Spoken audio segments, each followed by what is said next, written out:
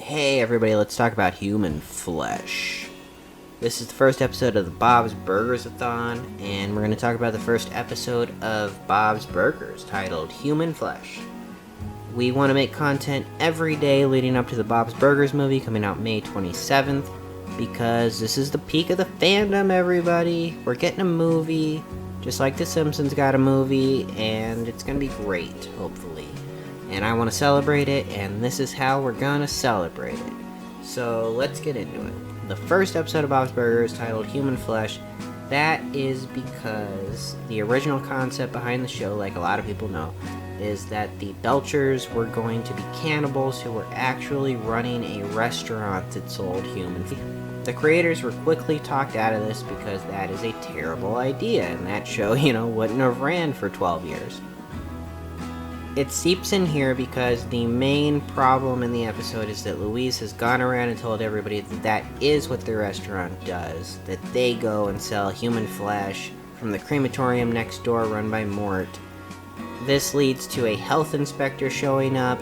That health inspector happens to be Linda's ex-fiancé, Hugo. This is the first appearance of Hugo and Ron.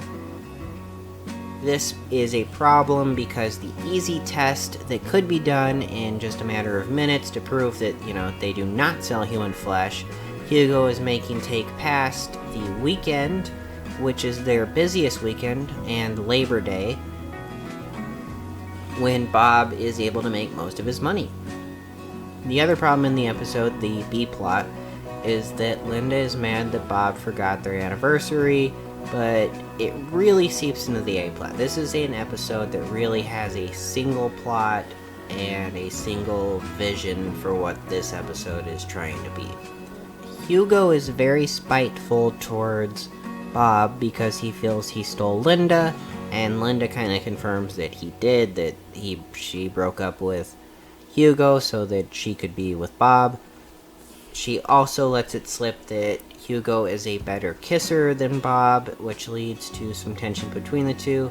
The kids don't have a ton to do in this episode besides Louise, being the main conflict and telling everybody that they sell human flesh. We do see Gene in the burger suit, which will go on to be a huge, iconic piece of that character. Big trademark there.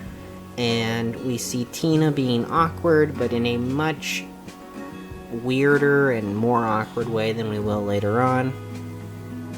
The episode ends in a very odd way where Bob is unable to get the town to help him out in any way, but an exotic eaters group who would like to actually eat human flesh comes and is willing to pay $50 a burger as long as it contains human flesh, and he stops Ron, who feels bad about what Hugo's done and has proven that they don't sell human flesh, from telling any of them, and he lies to all of these people and tells them that they are buying burgers that contain human flesh for $50. And that's pretty much how the episode ends.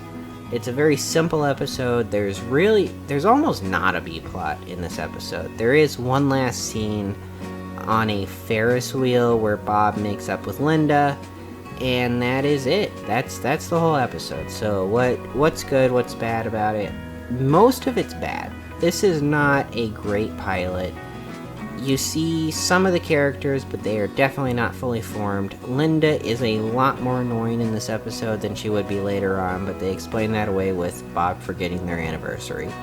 Even though this is a make-or-break weekend for the family, which should be the main focus, Bob is definitely meaner in this episode than he will be going forward. He definitely does not love his family or his job as much as he does in the later episodes. There's tons of health code violations, which Bob would not allow in his kitchen, later on, because of how much of a perfectionist he is about his food. And also, he does not show the love for his family that he does later on. Tina is much, much more awkward in this episode than she would go on. She's more lovably awkward later on. They play her kind of gross awkward in this episode.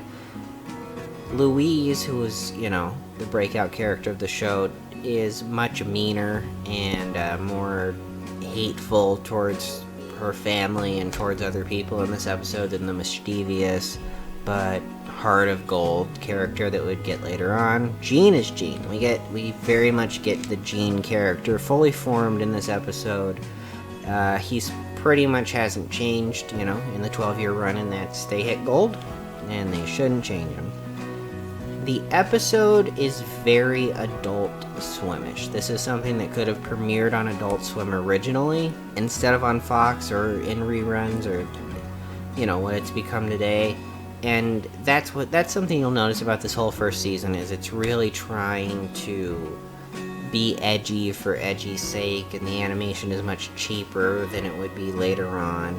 And they use these very weird editing techniques where they zoom in unnaturally into different things. But it does set the groundwork for what the show is going to become, and it sets the groundwork for the characters to grow from here into the characters that we all know and love today. First appearances, you have the whole Belcher family. You have Teddy, who is not huge in this episode, but would go on to be the only main character who's not a Belcher.